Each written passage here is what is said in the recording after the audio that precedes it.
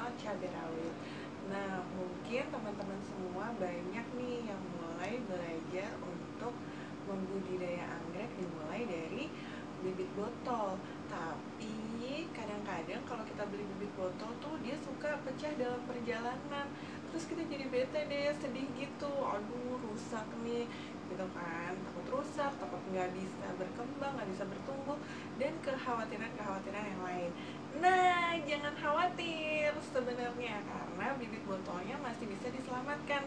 Jadi kali ini Tina mau sharing sama teman-teman semua tentang gimana caranya memberikan perawatan terhadap bibit botolan kita yang pecah selama dalam perjalanan. Nah, yang dibutuhin gampang banget.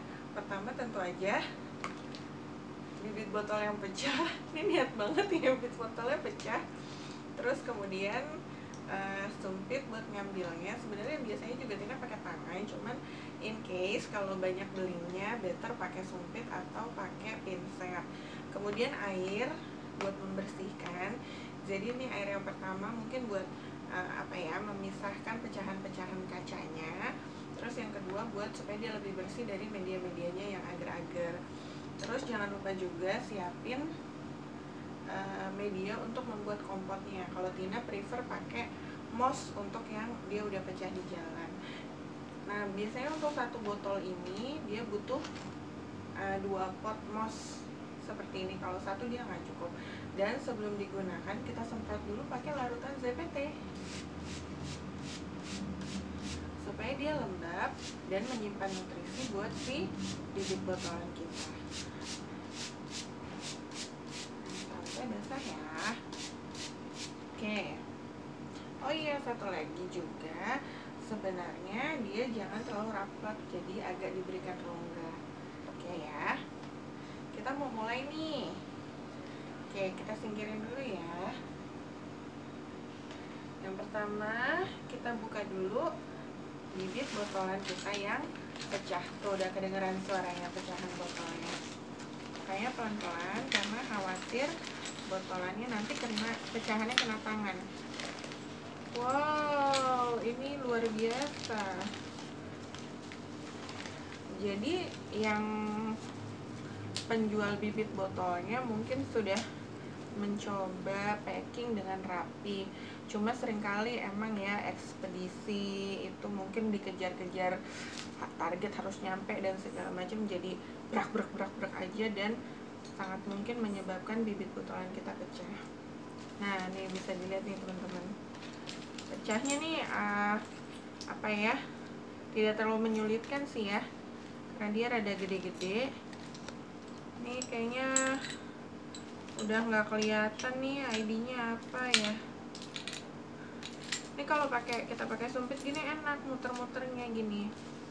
Nah, ini sih sepertinya bibitan dendrobium ya kayaknya. Dendrobium, dan ini kalau dilihat dari bentuk daunnya, ini dia lancip-lancip seperti ini. Hampir dipastikan kalau dia keriting.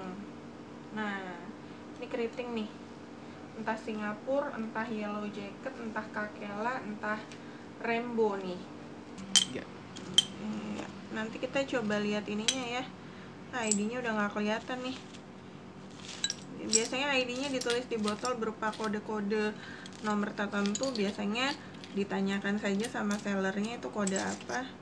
Cuman kayaknya nggak kelihatan, nantilah ya. Nah, ini setelah kita bersihkan dari kaca-kacanya, oke, kita masukkan ke box air yang pertama. Pakai sumpit ya, takutnya masih ada serpihan-serpihan kacanya. Ini kita singkirin dulu sambil direndam. Ini aduk aja kayak ngaduk mie ayam kayak gini. Tuh, masih bunyi-bunyi nih, kayaknya masih ada serpihan-serpihannya. Kita siapin ini ya, kita siapin tisu boleh, koran boleh, untuk mengeringkan atau meniriskan si bibitannya.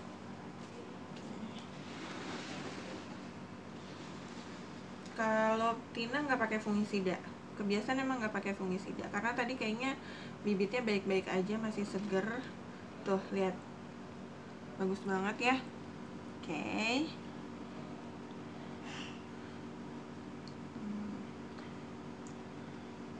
Kita pindahkan ke air yang bersih. Tuh. Ini pindahin lagi. Yang bersih ya teman-teman, soalnya kalau nggak bersih nanti takut malah jadi jamur. Sebenarnya kunci untuk nggak pakai fungisida tuh gampang. Kalau dia di botolnya masih bagus, tidak terkontaminasi, kita cukup pakai air yang bersih saja. Itu sudah cukup untuk membersihkan, tidak perlu fungisida. Tuh kan masih ada. Makanya kalau pecah gunakan alat bantu, entah pinset, entah apa namanya? Ini apa sih? Sumpit seperti ini. Karena kalau enggak nih, tangan kita nanti bisa kena pecahan kaca. Oke, udah nggak ada ya. Oke, ini kita singkirin. Kalau ngerasa udah aman kayak gini, oke, kita bisa pakai tangan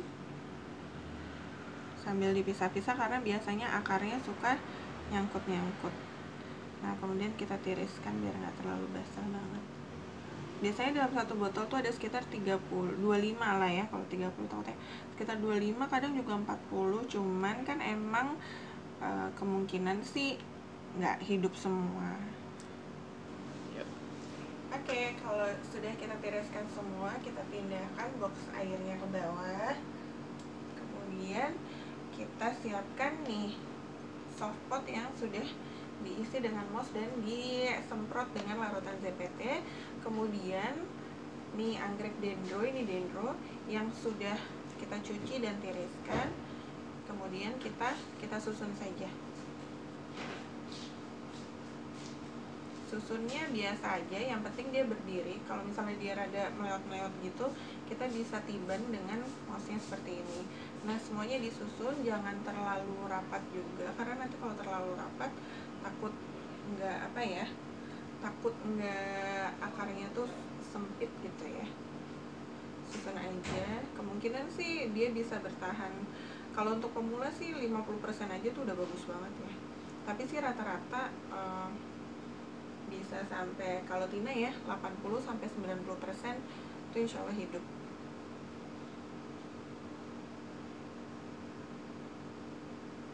Nah, ditata-tata aja kayak nata hiasan kue tart.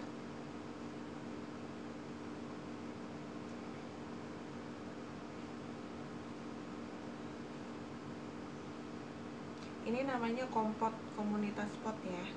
Jadi biasanya dari dalam botol itu kita buka, biasanya dia sekitar 3 bulanan dalam kompot ini, 2 bulan sampai 3 bulanan.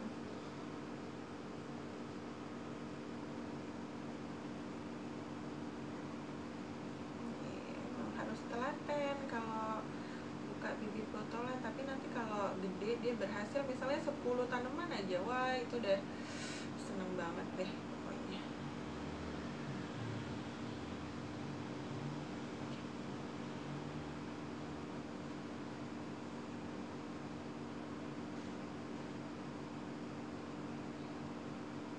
Ini masih coba Tina cari ID-nya ya, karena belum nemu nih ID-nya apa di serpihan-serpihan botolnya.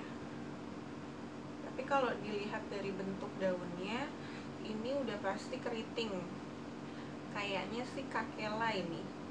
Kakela silangan sama Dendrobium Singapura kayaknya. Itu dua-duanya indukannya keriting. Jadi nanti jadinya bakal keriting banget. Kalau kita beli yang remajaannya, itu harga udah mahal. Remajaan dendro keriting ya. Apalagi dewasanya, wah udah ratus-ratusan ribu. Jadi mending beli botolan terus kita rawat. Dan enaknya lagi kalau beli botolan tuh suka ada pertanyaan, Mbak Tina itu satu botol satu warna. Kalau dia silangannya dengan dirinya dia sendiri, misalnya kakela dengan kakela, nah itu satu jenis, satu warna. Tapi kalau dia silangannya kakela dengan Singapura, itu dalam satu botol bisa beraneka macam warnanya. Jadi enak banget tuh kalau kita beli bibit botolan yang silangan atau hibrida, itu pasti hasilnya banyak banget nanti warnanya. Jadi kalau beli satu itu nggak rugi. Kenapa? Karena warnanya bisa macam-macam, apalagi beli 2, 3, 4, 5, 6. Biasanya kalau kita buka bibit botol tuh suka yang ketagihan gitu, pengen lagi, gagal nih, coba lagi gitu, soalnya seru.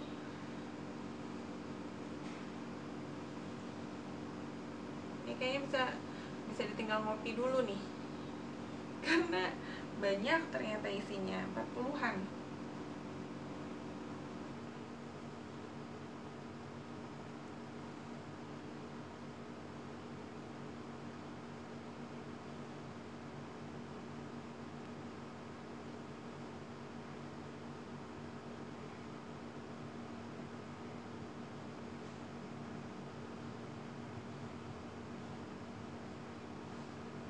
Sedikit lagi, banyak banget ternyata isinya, satu botol hampir 40.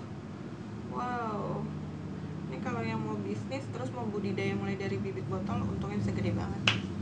Oke teman-teman, sudah selesai. Ini dia tips untuk perawatan anggrek dari bibit botolan yang pecah dalam perjalanan. Nanti Tina akan kasih reviewnya sama teman-teman seminggu setelah perawatan, supaya teman-teman bisa melihat hasilnya setelah perawatan itu seperti apa. Nah, untuk treatmentnya disemprot dengan menggunakan larutan ZPT. Kalau Tina frekuensinya berapa kali sehari atau berapa kali seminggu Mbak Tina? Karena dia menggunakan media moss, yang mana media moss ini sangat baik sekali dalam menyimpan cairan, maka Tina nggak perlu siram setiap hari, kecuali hawanya lagi panas banget. Tina bisa siram pagi, sore malah gitu kayak sekarang. Terus kemudian penempatannya, tempatkan dia di tempat yang teduh dan tidak terkena air hujan. Oke, selamat mencoba teman-teman, semoga berhasil. Nanti kalau ada yang mau sharing boleh list komen aja, dan terima kasih udah nonton channel Cabai Rawit. Sama